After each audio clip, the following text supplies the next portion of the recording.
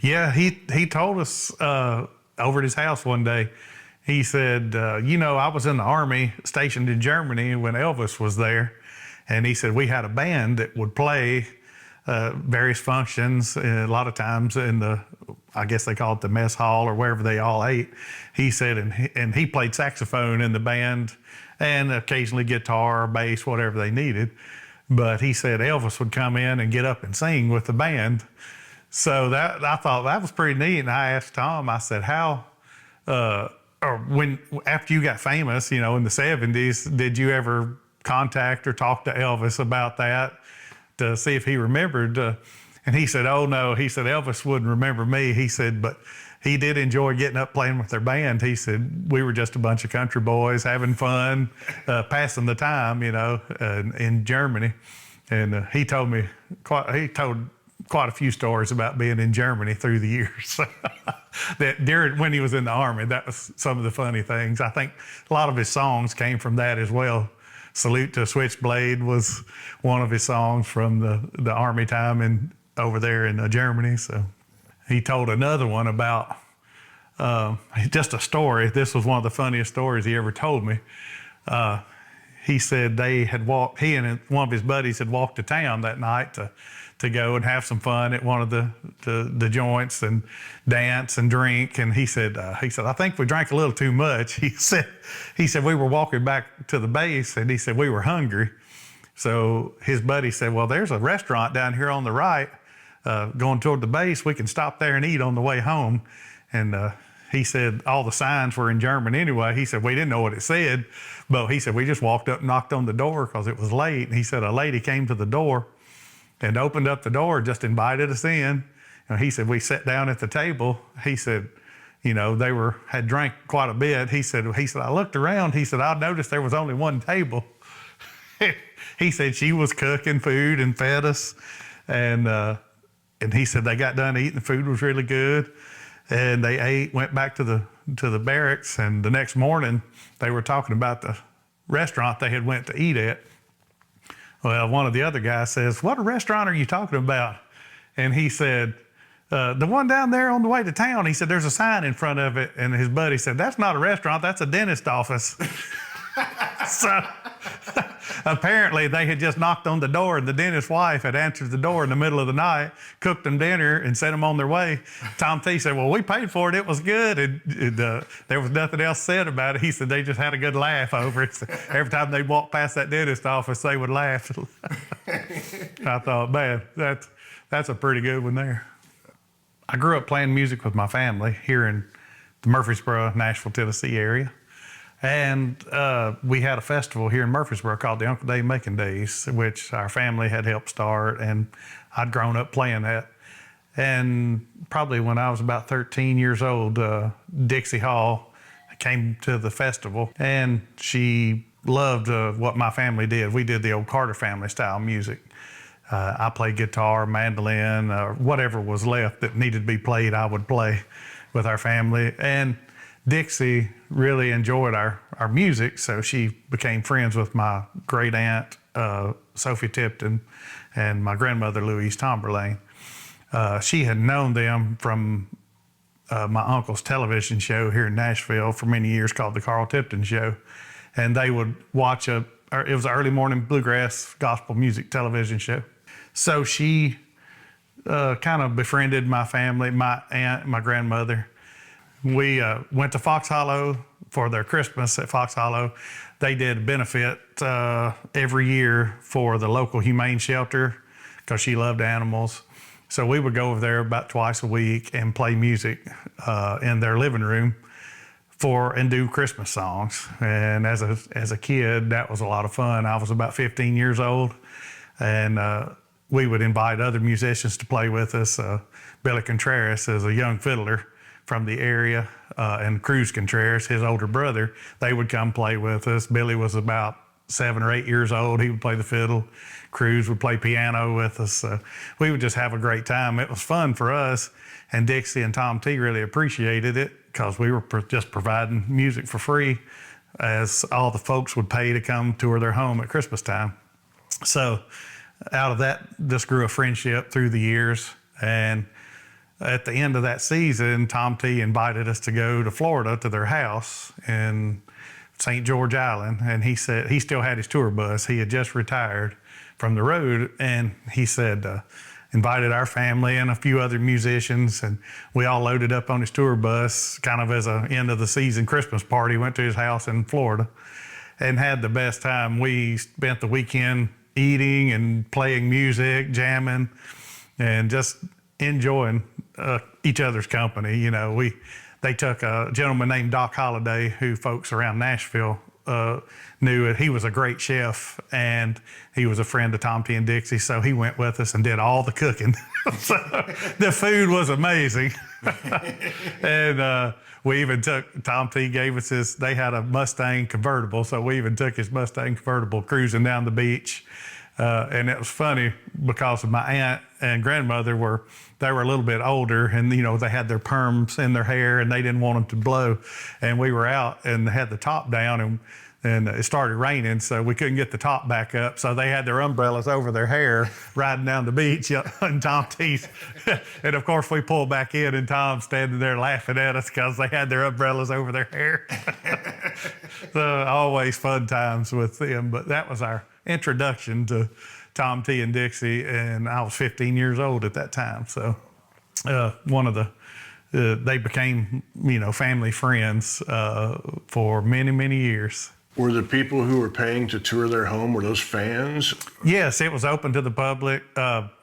Their house sits way back off the road over on Barry's Chapel Road in Franklin, and they kind of made a parking lot down by the road where the barn was. And Tom T had his big limousine, and he had another, like a station wagon limousine type thing. They would use those to ferry people back and forth up to the house, which was fun because, you know, he kind of enjoyed letting people share in his fun things. That limousine was kind of just a party fun car. There's videos online about the car that he had from back in the 70s.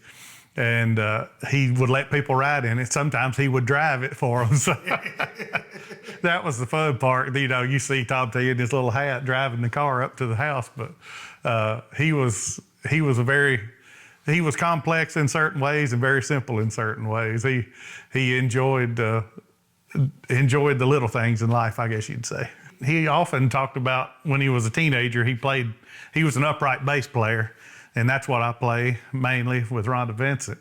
But I think that's kind of why we were buddies. He enjoyed the bass, and he talked a lot about starting out in Eastern Kentucky, playing the bass with some local guys.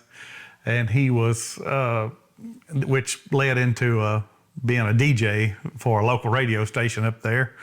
And that was his introduction, I guess, to bluegrass. He loved the music. Of course, you know, he had always incorporated the banjo. He was a really good banjo player and could play the fiddle, which not a lot of folks knew that, and Dixie didn't like to hear that. So he wasn't very good at it, but he would walk around the hollow over there playing the fiddle sometimes. But he always incorporated the banjo into his music through the years, throughout the 60s, 70s, and all of his live shows. So, you know, I think just that was his love of bluegrass. And after he retired from the country music field, he and Dixie got into writing more music that was, it was more on the bluegrass side than the country side. So they started befriending a lot of different bluegrass artists. My family was included in that. And we would record their songs through the years. There was a lot of bands that would come in there, and Dixie once told me, she said, we actually made more friends in bluegrass than we ever did in country music, because, you know, the bluegrass bands and friends are so accessible and are just down to earth, and, you know, they really enjoyed having those folks at their home. Dixie would cook meals, lunch and dinner for them, and we would just have the best time over there. After every recording session we would do, Well, every day there would be, she would cook lunch for everyone, and then at night she would cook a big dinner, so everybody would sit around the table and eat, and you were expected to. So that was what they enjoyed that, and Tom T did too. So I was over there at one time during a recording session, and for my friend Josh Williams, and he had Tony Rice there, and Tom T was there, and we were all sitting around the dinner table just eating and conversing and having the best time. That was one of the neatest things. And another time we were there, George Jones came in to record a song on a friend of ours' album. So we were sitting at the dinner table with Tom T and George Jones and just soaking all these stories in from back in the early days. Do you remember any of the stories? Some of them I can't tell. I do. I do know one really good one. You've probably heard about the pool table that Tom T had in his in their room out there. They had a big room to the side, which I've got some photos of us playing music out there during the Christmas shows. But we were in there, and I was just looking at that pool table one night after dinner, and Tom T comes in and he says, he said, we had a lot of fun with that table, and there was a rug laying in the floor, like one of the woven rugs. And he said, we were over here playing cards one night. He says, me, George Jones, I think Waylon Jennings and Bobby Bear had a card game going. He said, well, George just got up and walked away and disappeared, and they didn't know where he'd went. So they walked into this room. He walks in there, and George is laying on the pool table asleep, just out. And I said, did you wake him up? He said, no, I just picked the rug up off the floor and covered him up with it. He said he slept on the pool table all night. He said, I guess he was, probably tired or whatever. I don't know what was going on. But that's the same pool table that one of our mutual friends bought and has now. So, different. I mean, in bluegrass music, a lot of people came over. James King band was there a lot. They were a big fan of James King. Larry Sparks recorded there a lot through the years. But they were more. I'm not saying not interested in really famous people, but they helped out everybody, especially people like me. I've recorded many albums there, so they were really instrumental in helping me get music out, and they helped a lot of people that weren't really well known to do that as well. So they had a really nice studio out in their house out back. It was originally Dixie's dog kennel. She was a huge pet fanatic and raised basset hounds and showed basset hounds and had award-winning basset hounds that had been shown all over the country.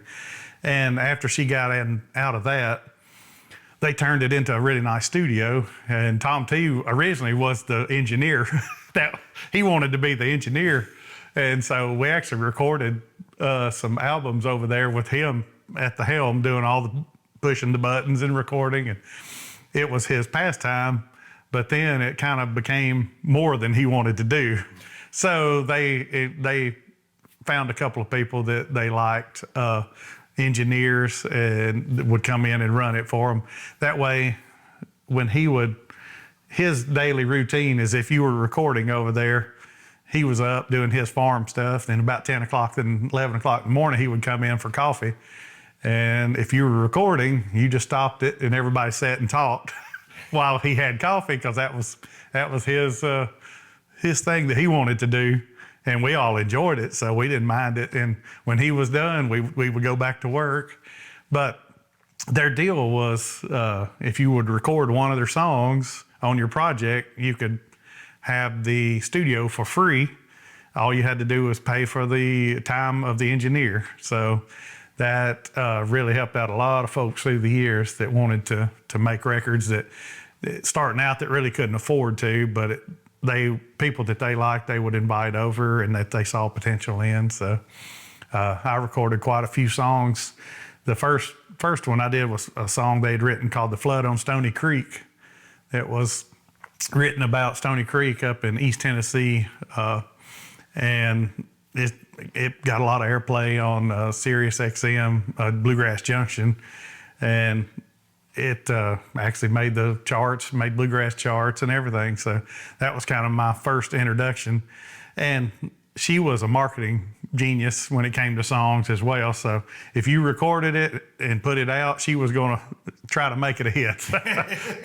They had Blue Circle Records as well, and their publishing was good homegrown music is what their publishing was. So that Dixie just enjoyed doing that. She was kind of the business side, and Tom T was kind of the retired side of the business. He just kind of entertained and was entertained by everybody that stopped by. So, but that was what she loved doing, and I know a lot of folks that knew her and knew her business sense appreciated that as well.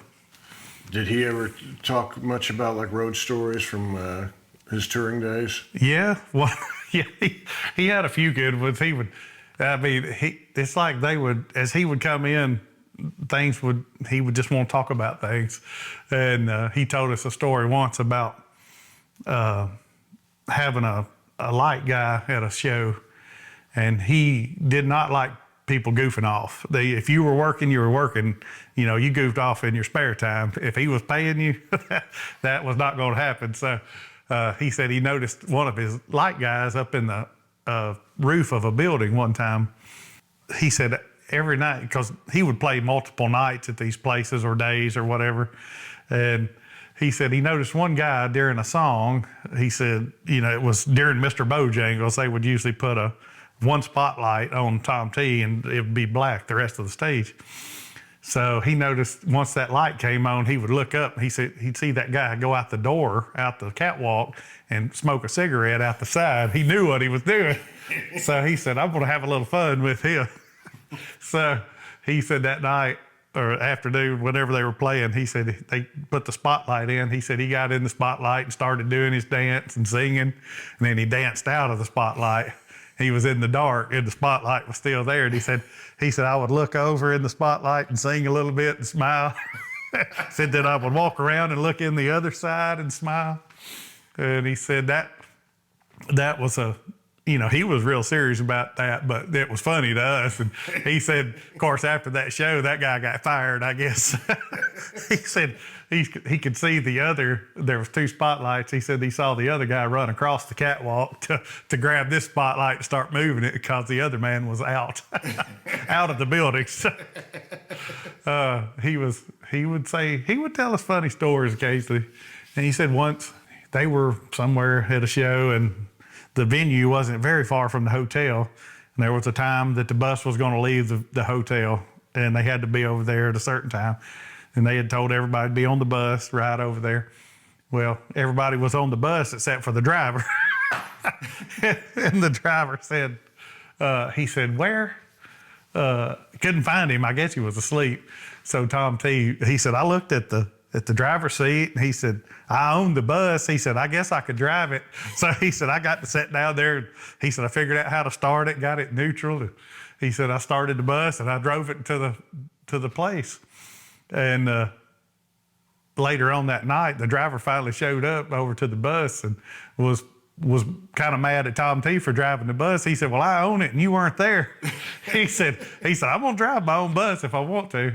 But you know, he said, I'd never driven one. He said, I'd always ridden, but he said, I knew how to drive it, or I figured out how to drive the bus. So he got them to the venue and parked it. And he said, as long as the air brakes were on, it wouldn't roll away. So he said, I made sure of that. So it seems like the wrong person was mad in this. Yes, yeah, that's the thing. That was ironic. The driver was mad at Tom T, and he's like, I don't want to hear it. He said, you're the one that wasn't there. So, he also told a story about eating breakfast with his band one day, and he didn't like people complaining. That was just not something he wanted to hear. And he said, I had one band member, and he said, I don't remember the band member's name. He never really said, but he said, they always complained about their milk being hot. He said, or a room temperature. He's like, I don't want hot milk. I want cold milk.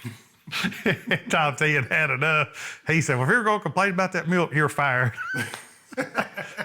And he said that the guy, whoever it was, started, oh, man, don't fire me because of that. He said he let him sit there through the whole breakfast, and at the end of the breakfast, he said, "Are you going to complain any more about that milk?" And the guy said, "No." He said, "Okay, you're rehired." When we would go to record over there, he had a nice garden down by the road. He had a barn, little area where he had all his stuff. Occasionally, he would need help. So that was another rule. If you were recording and he needed some help, if he asked, you just stopped recording and you went to help whatever he needed. And that was okay. We enjoyed it. So he came up one day and he's like, "I need some, I don't know, they were bed frames for his garden or something. They were heavy. He had built them, but he couldn't move them. And he came up and got all of us, and we went down to his garden and started moving these bed frames around and spent some time down there and had just those experiences were something. But he figured out a way to get some help that he needed out of what was going on up at the studio as well. So he's like, "Come on, boy, I'm not charging you anything, but you can help me out." And we were all happy to do that. That's just something that we agreed to, and kind of everybody that came there understood that. And I'd love to help Tom. I know it was fun. Yeah. He came into the studio one day and he had a new book. It was a John Deere book, and he was showing me. He said, "I bought a new bush hog," and I said, "Well, that's neat." And he was showing me all the different specs of it, and he kept his farm. He did all the work on there, bush hogging himself. And his old one had, gotten a little dull and old, and so he bought a new one. And I was just talking about it, and then a few days later, we were on the road with the band I was with, and I had bought this land that we're on actually now, and I was needing a bush hog to clean this land up. And I discussed it with Sally Jones. That was the band that we were in at the time, and Sally Jones and the Sidewinders. And I said, "Sally, I wonder if Tom T still has his old bush hog there at the house," because I couldn't afford a new one. So I could use an old one though. And she said, "I don't know, let's call him." So we called Fox Hollow and got Tom T on the phone, and she said, "Here's Mickey, talk to him." And Tom T says, "Bush Hog Central." So I said, "Do you still have your old bush hog? I need one. And I can't afford a new one, but I'll buy that one." He said, "Well, just bring your trailer over here and we'll load it up and you can take it with you." And so I go over when we get back and load this bush hog up. And I said, "Well, how much do I owe you for it?" And he said, "Well, I need some bass on some tracks." He was working on a CD project for the Carter Fold. He did which was really special. It had Joe Carter, it had a lot of the folks that are gone now had recorded songs, and Tom T did all the work on it and got local musicians to play with them, and he wanted some bass. So I played bass on quite a few songs on that for him, and which was fine with me. That's what I could afford, was a few bass tracks for a bush hog. So, and I've still got the bush hog. I still use it. So it's on my tractor right now, but I found a way to preserve it. So kind of take care of that one. So, but yeah, it's kind of the way he was old school. He would trade out things, and he didn't necessarily need the money. He would rather have the talent or the time, he kind of the way it used to be. So, he figured out better ways to use things when you trade it up or traded for something. So I always appreciated that about him. Did he have like memorabilia around his house at all? Pictures of him? They had a lot of stuff in the studio. There was hundreds of pictures and just different things. I remember he was really, one of the coolest things were the letters from Jimmy Carter. He was really good friends with the Carters, and there were a few pictures and letters from the times they would spend together. I don't know, just a lot of bluegrass, a lot of country photos in the studio. In the house, I remember he had a Grammy Awards, and he kept that in the house on one of his mantles. So that was one of the really cool things about getting to see that. And I remember seeing it because it was from I don't really know if it was from the late 60s, early 70s, but they were a little smaller, and they would tend to tarnish. The older ones would tarnish, so it was really dark brown. And I remember looking at that as a kid thinking, man, that's really cool. I would love to have one of those one day. Never knowing that I really would, but it's always a dream. So that's I thought, well, Tom T only ever had one Grammy, so I guess I've got one Grammy, and that was good enough for him. That's good enough for me. So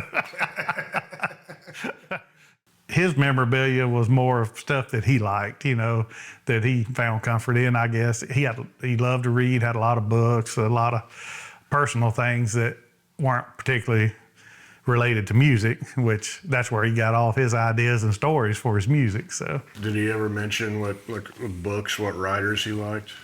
Not particularly to me. I'm not a big reader. I know he read all the time, different books, and he would come up. I've read some of his book. He would come up and give me the ones he had written and sign them. I've still got all of them upstairs. So he was just a great, generous fellow to me for sure. So. You mentioned Jimmy Carter, and in his book, The Songwriters of Nashville, he talks about being in the room with Carter when the hostages are released from Iran. And it's just an amazing thing to me that this kid from Olive Hill, Kentucky could express himself through his creative skills and gifts. And that could take him to be in that room when that happens. Yeah, I know. I think just like everybody else, Jimmy Carter was really down to earth, and so was Tom T. They were kind of kindred spirits. They both had been in the military, and they were really had that Southern charm, and so did Dixie and Rosalind, got along so well as well. So they were just had a lot in common in different ways. They were famous for different things, of course, but they found common ground, and they would spend time at Fox Hollow, and Dixie and Tom T would go down to Georgia to their place and stay. So very, very nice folks. Did Tom T have a favorite guitar? Did he have what was his guitar of choice? Yeah, well, he had a little Martin. It was a really old one, the smaller one, and if I'm not mistaken, it's one that he found at a dumpster. He told me, I think he found it out behind maybe Tootsie's or somewhere. Somebody else could probably confirm that, but he had a small one that he wrote a lot of songs on, and he kept that throughout his career. And in fact, he had that in Florida when I went down there, when I was 14, 15 years old. He had that guitar down there, and he had it tuned differently. I don't know if it was low. I think it was tuned down lower. He didn't realize it was low because it's the only guitar he had in the house. We were getting ready to jam, and he says, all right. He said, tune my guitar up for me. So I start tuning it, and I tune it up to standard tuning. And he goes to sing a song. He said, well, let's sing this. When he starts singing, he's like, oh, that's a little high. Because it's like he played a G, but, it was probably tuned a couple of frets low. So once I tuned it up to standard, it was too high for him to sing that song. So we had to drop the key to a different one. But, yeah, he was, that's mainly the guitar that he wrote, mainly all the songs he wrote on. Years later, well, this was in the 2000s or something, late 2000s, he had bought a new D18 Martin guitar. And I said, why'd you buy a new Martin? He said, all the songs were gone out of my old one.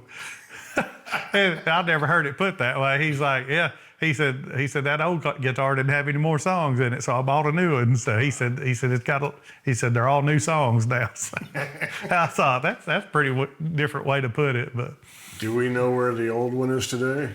I don't. I assume his son Dean probably has it, because he had a banjo, and I know a few of the instruments. I bought a couple of them when they sold a bunch of the stuff, but I think the guitar, maybe his old guitar and his banjo. I think hopefully his son still has. I assume somebody would probably know, but I've got the pick and dobro that he bought in 1970, and it was on a lot of recordings, live stuff, and all of his tour dates from 1970 until he retired. So it's actually in that case right there. So that's pretty special to have. And I also have a dobro, a 7-string Showbud guitar that he bought to tour with, and I've got some videos of his dobro players playing it on the show as well. So it's a pretty neat guitar. He told me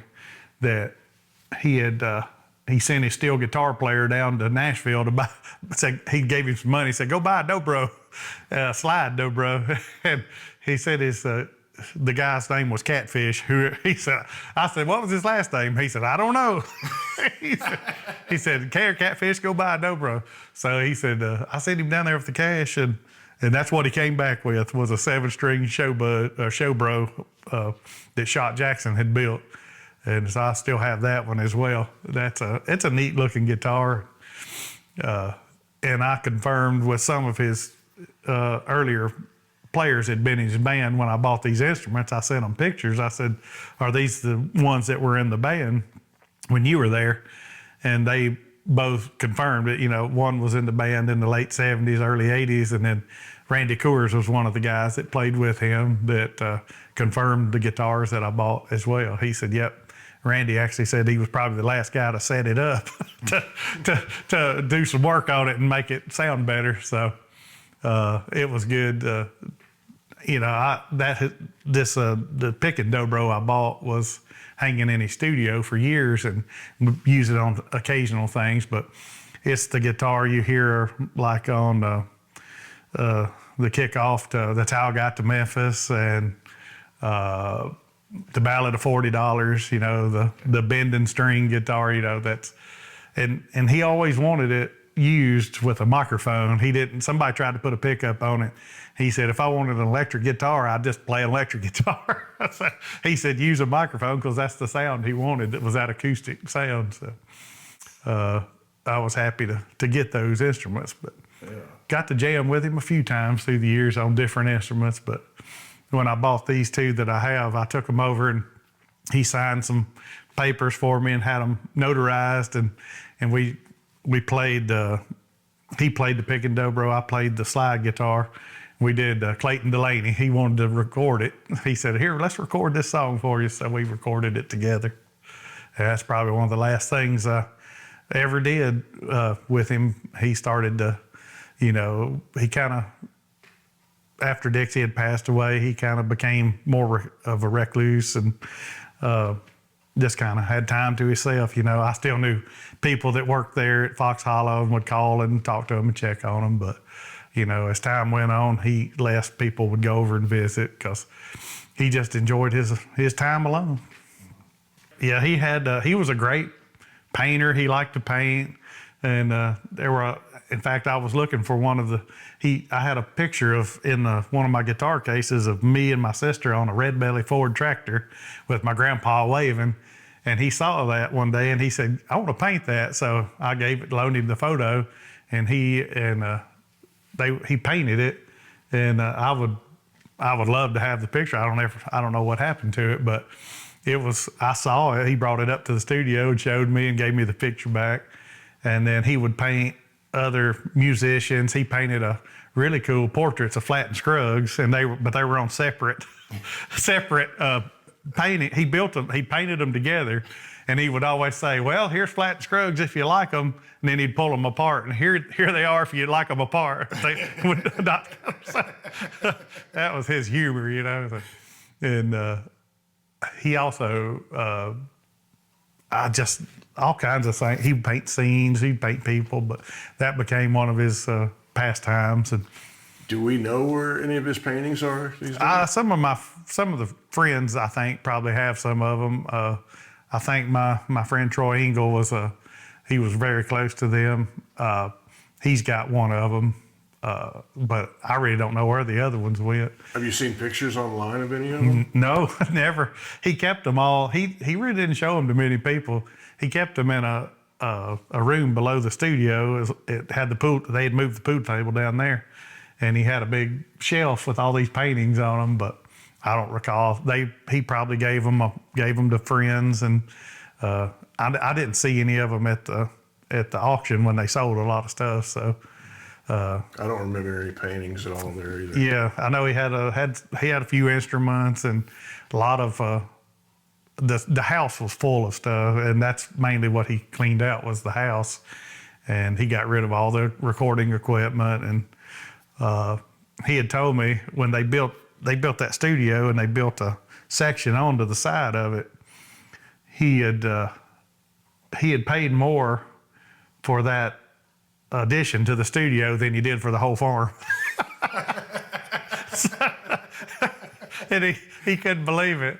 But I remember Coors Light, when we were over there, Coors Light had contacted them. They wanted to use I Love for a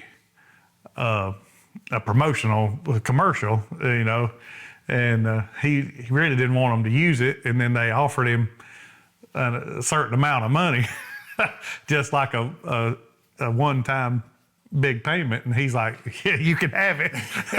You can use it. And the thing was, you couldn't hardly, the way they did it, like a hard rock version, you couldn't hardly recognize the song anyway. But they wanted the rights to use that song. And he gave it to him, and that's what he paid for the studio with, was that money that came in. So I said, well, it paid off, didn't it? He said, yeah, it didn't cost me a dime. A lot of fun times had in that studio. And they built a writing room. He and Dixie had a writing room there, and had a dining room, a big living room with a little kitchen in it, and then the basement. And I walked into the writing room one day, and I said, this furniture looks familiar. And he said, oh, this came from the house in Florida. And I said, oh, now that's why it looks familiar. Because they had just sold their house. I didn't realize they had sold their house, but I remembered all that furniture being in Florida. So they moved it there and kind of turned that into their little vacation spot there on the farm. Can you talk about his love of Jimmy Martin? Oh, boy. Yeah. I don't know if it was his love or a combination of his and Dixie's, but Dixie met Jimmy Martin when she was working at Star Day in Nashville. Jimmy was on that label. So that was back in the 60s, I guess. And they had become friends, and they just got a kick out of Jimmy because he was a card, You didn't know what you were going to get, He would say anything. And he was very smart guy. But he didn't know how to get out what he said. He wasn't very educated, but he was very smart in his mind. And they just loved the music that he did. And Jimmy recorded the Coon Dog song. He called it "Run Pete Run," which it was originally written as "Run Blue Run," but Jimmy just changed the name of the dog because that was his dog's name, and Jimmy was a coon hunter. So that was kind of their first, when they started getting together, he recorded their songs, and they just had, I think, a mutual respect or love for each other. But Dixie and Tom T just talked about how funny Jimmy was all the time, because Jimmy was a longtime friend of my family as well. My great uncle Carl Tipton, and they would coon hunt together and shoot pool together back in the days. And but I know in later years Jimmy and Tom T Dixie would go to Bean Blossom, Indiana, which was Bill Monroe's music park, and would do shows together. And they would always get together, and Jimmy would bring out Tom T, and they would do songs, and just enjoyed being around each other all those years. Me and my buddy Todd Fox were there watching Jimmy Martin for the umpteenth time, and then he said, I got a friend's going to come out. And here comes Tom T. Hall, and our mouths just dropped open, like, what? Yeah, he was certainly,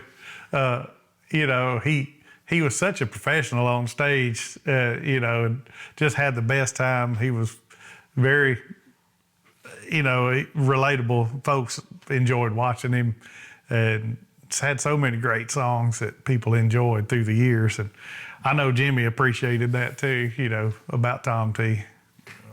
Are there any particular songs of Tom T's that you keep coming back to?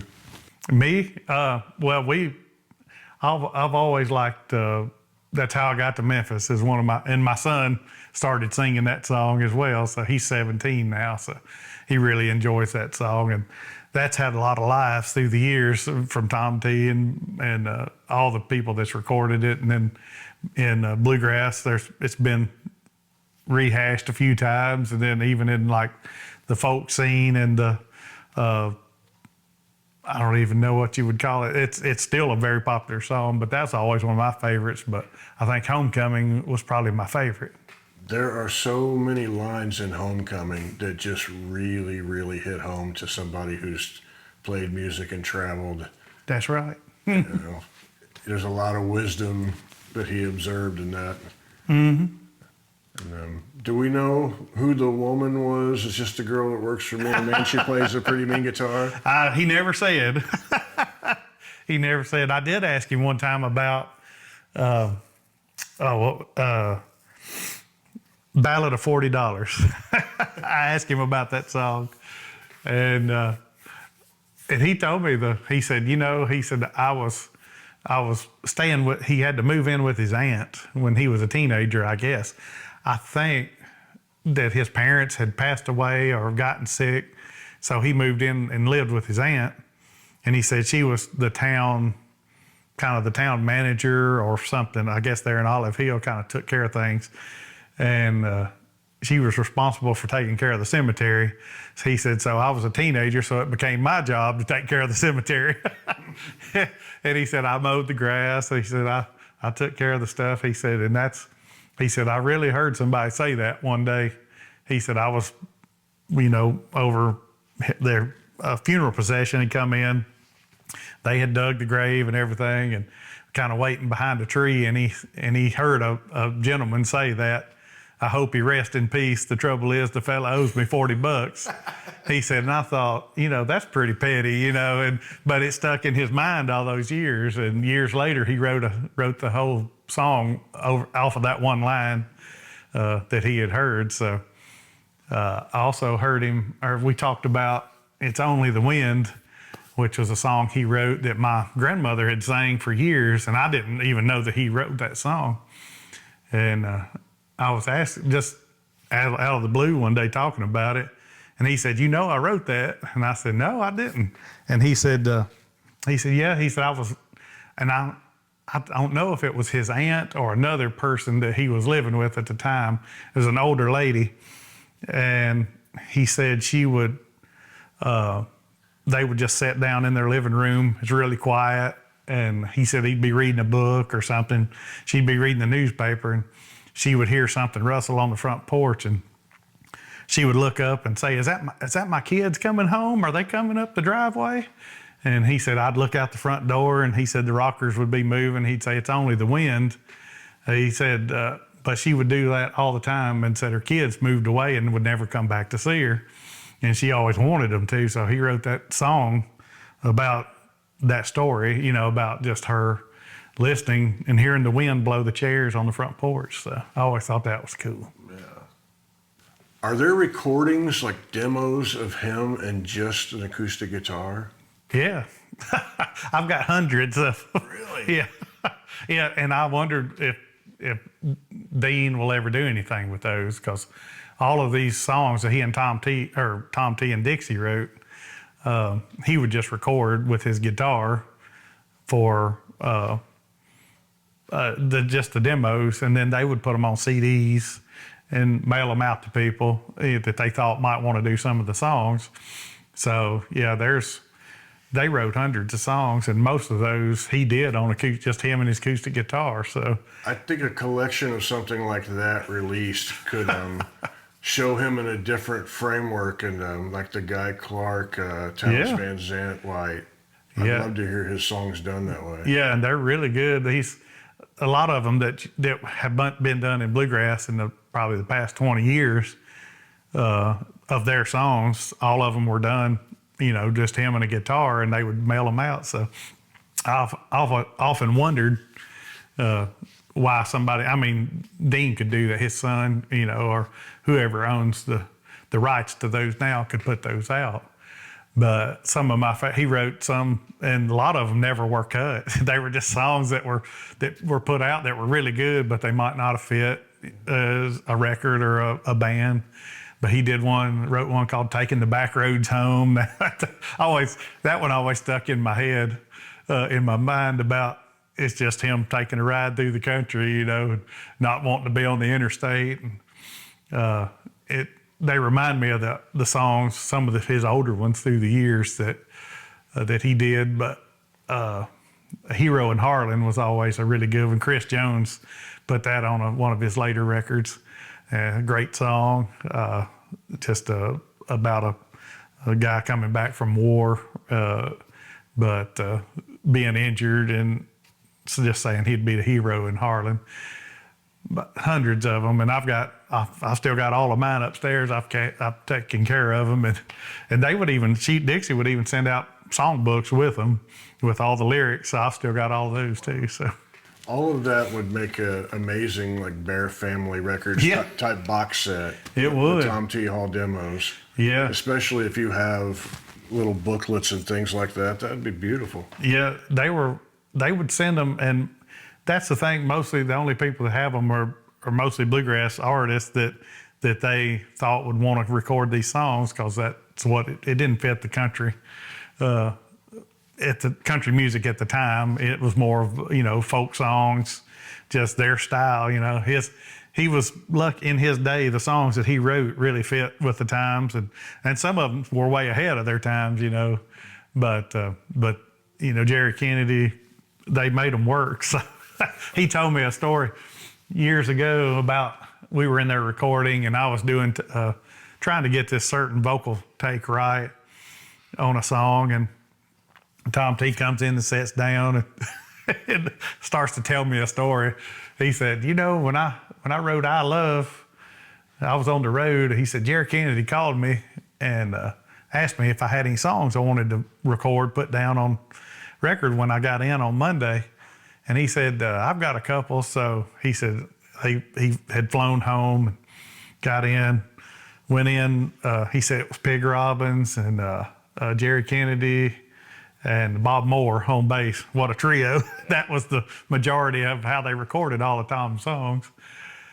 And he said, I recorded the scratch vocal to "I Love." And he said, my voice is not good. I'll come back and redo that next week when I get home. He said, well, I guess in the course of the next week when he was on the road, Jerry Kennedy fixed the record, finished the record, put it out.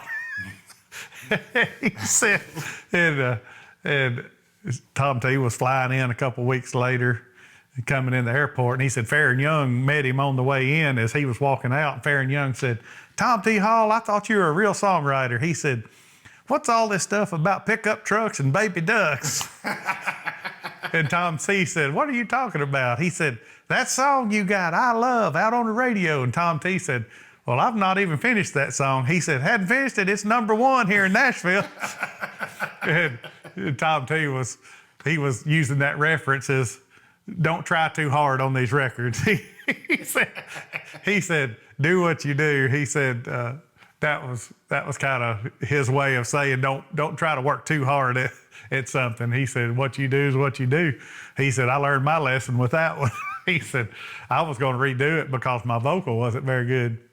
He said, but after it became #1, he said, I thought, well, I might as well just keep doing them that way. So, he wanted it to be right, but Jerry Kennedy found that, it worked very well just by the way he did "I Love" on that one. So, and it's a great song. Oh, yeah. Do you remember the last time you saw him? Yeah, well, it's when we went to his house to get the paper signed for the guitars that I bought.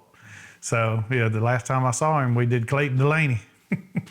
he sang that. We played it. Do you think that might be the last recording he made? It could be, because he didn't have any of his recording equipment in there in his house. So, and the studio had been taken apart, and we were in the studio building back there. He wasn't even living in the house. He was living in the studio building, because he said that house is too big. I get lost in there. So he was out there. So he told me he could have did some more shows. I know Chris Jones, he did a show at Marion, North Carolina, and he did one for at the Loveless barn down there at Loveless Cafe at one point, I believe, or maybe it was at Franklin for one of the radio shows. But I really don't know. That could be one of the last times he did sing. But it's special to have that memory for sure. Yeah. Well, I heard about it actually from a friend of mine who's a country singer.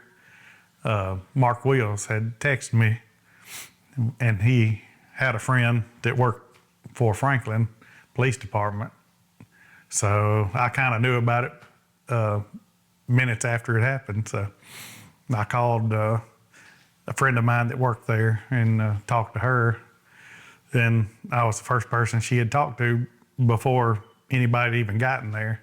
She had called the police and was there by herself. So she had been a long time friend of mine as well. Her and her family all were musicians as well, but she had worked for them for many years. So it was a sad time. Was there a funeral? Never had a funeral. No, never. Dixie, he wasn't all about that fanfare, which we all knew that. But, Dixie didn't have one. And, there were plans to have one, but for her, but, it just never happened. And not for Tom T either.